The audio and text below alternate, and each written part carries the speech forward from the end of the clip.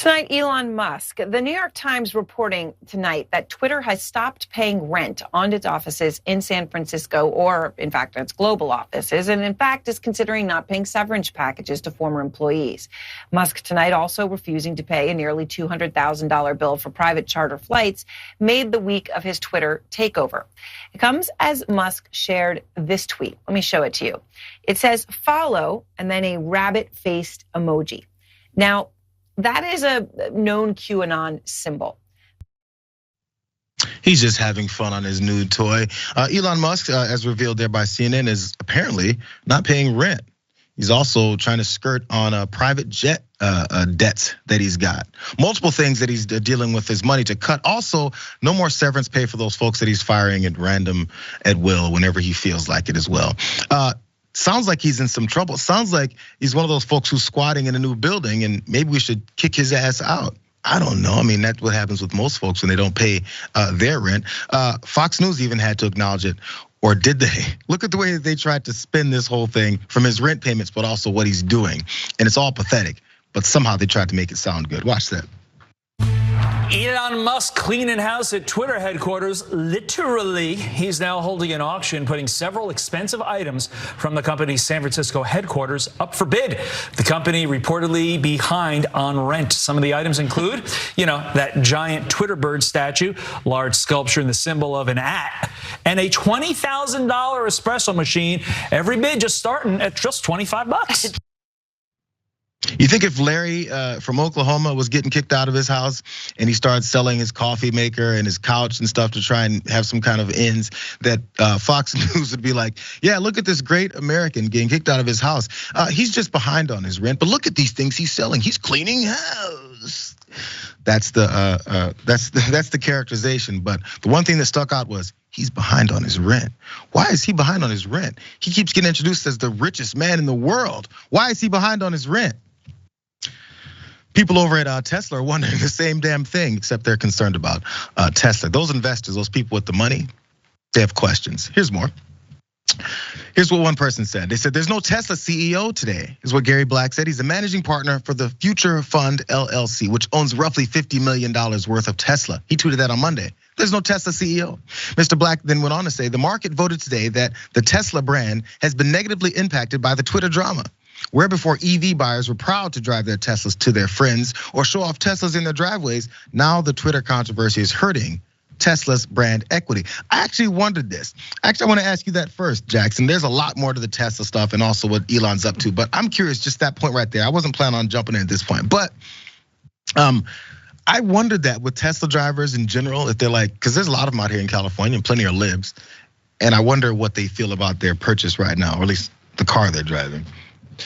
Well, whether it be Tesla or anything else that Elon Musk has ever been a part of, the reality is that the last 20 years of him pretending to be, like Tony Stark, neutron brain boy, are crumbling. Because we live in modern times, and just that's typically how things go. The things that he tweets, follow the white rabbit. The other day, like the woke mind virus must be defeated, must be eliminated. Like he's a dork, he's a loser. And nothing he's ever said about himself practically is true, even the degrees that he's had. So I remember before I even looked into like really what was up with this guy years ago, my skepticism of him initially was, how is he managing all of these companies at the same time? We all only have 24 hours in a day. And then lo and behold, it's like, oh, well, he's completely full of you know what. And he's using 20 hours of those a day to be a clown on Twitter. Sorry. Yeah. I mean, he's just ridiculous. And it's all coming to light. He's like, this dude can't even run Twitter. It shouldn't he have even bought it in the first place. And then within that same time period, he's like, oh, Neuralink's coming in 6 months, even though animals, they can't even make them work on animals. Oh, I'd totally put that in my own child, bro. Like, no, you wouldn't. And then the Tesla Semi, which he said in 2017 was supposed to be able to go 1,000,000 miles without having to recharge. Turns out it's 400 miles. That's quite a difference. Like that's so that's the reality of it. Like he's just a liar, and it's come to light.